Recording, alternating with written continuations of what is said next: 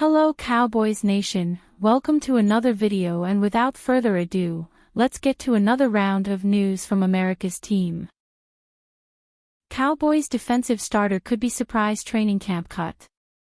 The Dallas Cowboys are preparing for a pivotal 2025 season, now under the direction of new defensive coordinator Matt Eberflus.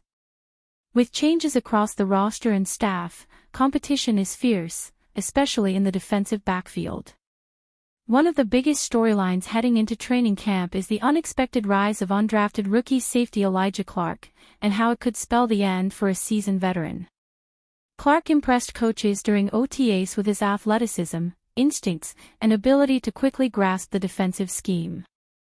While it's early, his consistent performance turned heads, making him a legitimate dark horse to earn a roster spot.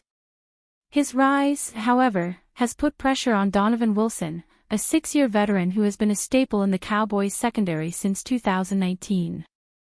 Wilson missed most of OTAs due to a minor knee procedure, giving Clark valuable reps with the defense.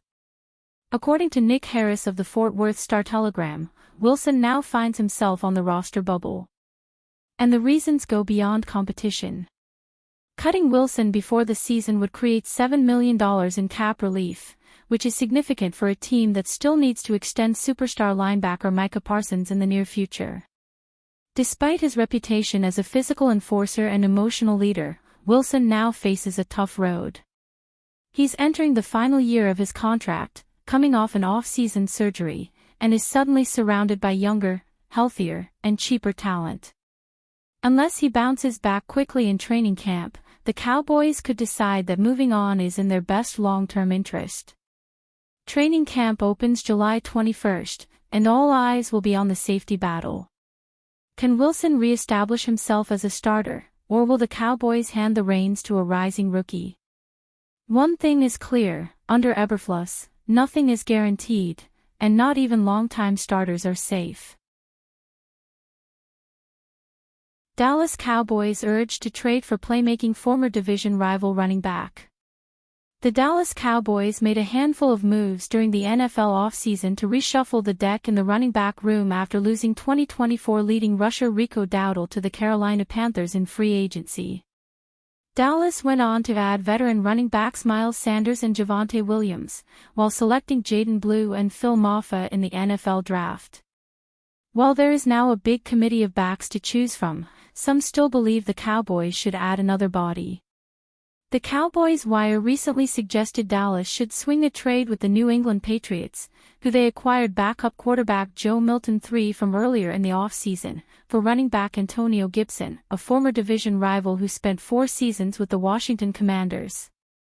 Gibson fell behind Ramondre Stevenson and TreVeyon Henderson in New England after signing with the team last offseason, so the Patriots could make him available via trade.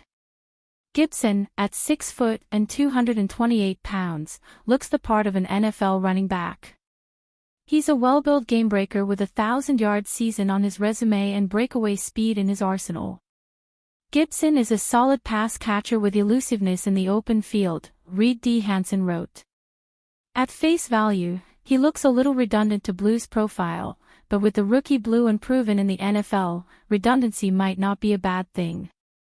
Gibson isn't the between-the-tackles grinder Williams is, but he's a playmaker who can share the load. He would add to the options and largely serve as an upgrade to any other cocktail head coach Brian Schottenheimer could mix together at this point in the summer.